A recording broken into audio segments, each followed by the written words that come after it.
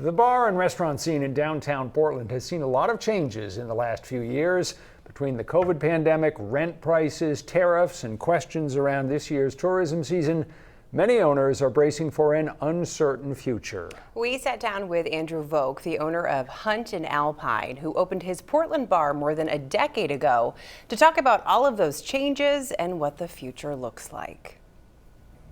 We've been thinking about this for about a year now, thinking about having a lot of conversations with peers across the country, with guests and regulars, with friends and family, of how have bars changed, how has going out changed, how has Portland, Maine changed. And the redesign is kind of a reaction and a conversation with that. When we started having this conversation with the staff, I looked at them all and said, hey, where were you in September of 2013? And most of them were like, we were in high school.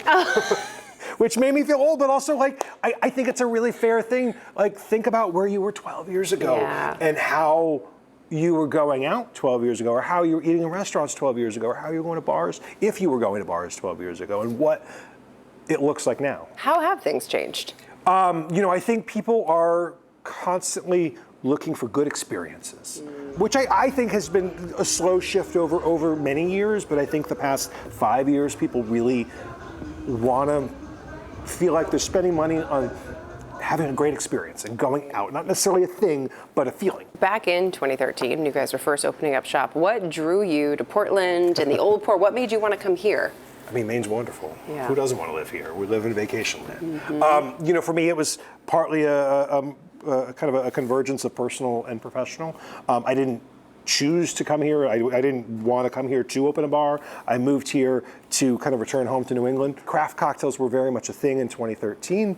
They didn't have a home here in Portland yet. There were a lot of great bartenders working in restaurant bars, making really great drinks. But when you go to a restaurant bar, when you go to a steakhouse, when you go to a fish house, the drink program follows the food. And you found people kind of drawn to that scene of we're looking for quality cocktails. I think so. I mean, and that was happening. That was already happening across the country. Right. I knew it was going to be happening here. So it was very much a matter of being able to build the space and being able to put the program together and get people to come in and get people excited about it. COVID has had its pros and cons. Continues to have its pros and cons. What I guess were some of the pros that did come out of the pandemic, if anything? It's hard to say that there were great things that came out of it, but I think the idea of being able to push for change in our community and push for change in our business has been beneficial. Some of the silver linings in Portland, we have outdoor dining in a way that we never did before COVID. Right. And I think that was already happening, but it certainly accelerated it. We have to-go cocktails in a way that nobody even dreamed about having before COVID. And that again, maybe was coming, but it has changed, and we're still allowed to sell to-go cocktails. We're still allowed to do outdoor dining.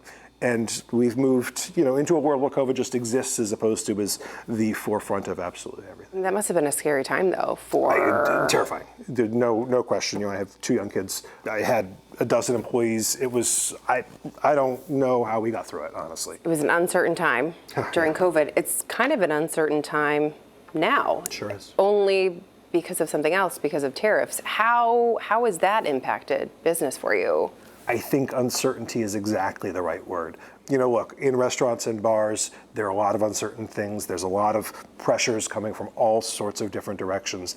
And the fact that there's even more pressure and perhaps unneeded pressure on prices is a scary thing. And the margins that restaurants and bars operate at are already, famously razor thin.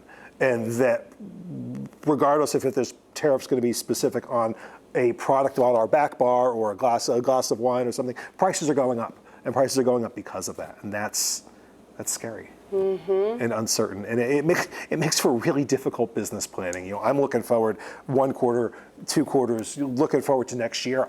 I don't know what's going to happen, and uncertainty is exactly what we're talking about. Well, and to think about some place like the Old Port not having bars like yours in it, that just seems really weird. Have you heard from other business owners about concerns that they're having too, or what's kind of the pulse, I guess, of this area? I think that everyone is uncertain. Yeah. We're not certain about prices. We're not certain about what summer's going to look like. Certainly it's no secret that the Old Port and so many bars and restaurants are look at a surge of an influx of business and of visitors over the summer months, are people going to come to Maine because of what's happening in the country and what's happening in the global economy? I don't know. Are they going to come to Maine because they're not going out of the country? Maybe. Are people from out of the country not going to come to Maine and we're going to see fewer people? Maybe.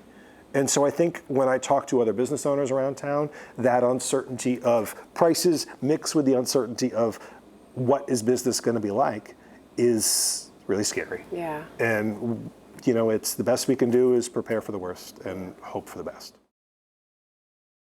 As Andrew pointed out, bar and restaurant owners are in a wait and see mode. It will be interesting to see how things play out this summer.